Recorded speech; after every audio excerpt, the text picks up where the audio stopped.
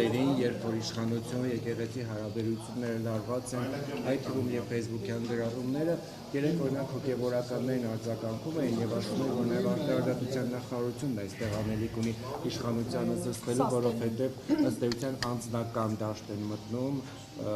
եւ ձեզ ուղղված քննադատություն կա այդ առումով, ինչու եք լռում։ Իսկ ինչ ասենք։ Ասեմ տիկին նախարար, հետևյալ Լավ, եկեք հասկանանք,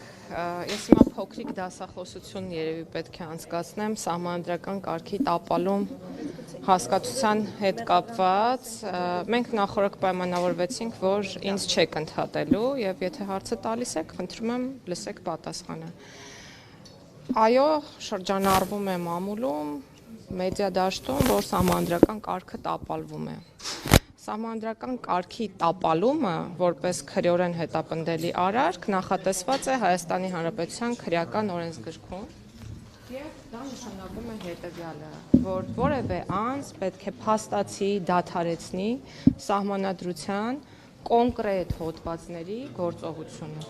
Իսկ այդ կոնկրետ հոդվածները վերաբերում են հետեւյալին։ Խոսքը Հայաստանի Հանրապետության ինքնիշխանության մասին է, այն մասին է, որ մեր երկիրը ժողովրդավարական, ինքնիշխան, սոցիալական, իրավական պետություն է, խոսքն այն մասին է, որ մեր երկրում մարդը բարձրագույն արժեք է,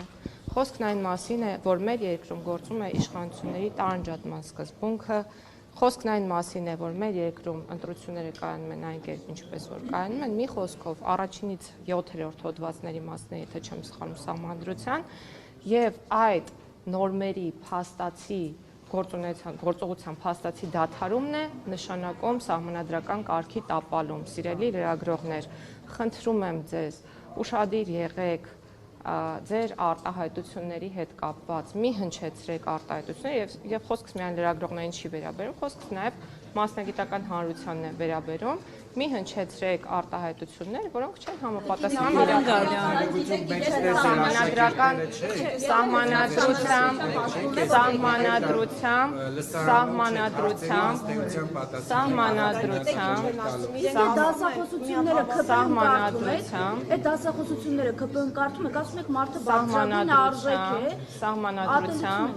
Սահմանադրությամբ արդեն որերորդ անգամ է ես մեմերի կերպար եմ դառնում ձեր պատճառով, որովհետև ստիպված եմ անընդհատ ինչ-որ տարօրինակ ռեակցիաներ տալ ձեր իրականում շատ տարօրինակ եւ անհարգալից պահվածքին։ Եթե դուք ինձ հրավիրում եք հարցազրույցի, բարի եղեք, լսեք այն, ինչ ես եմ ասում։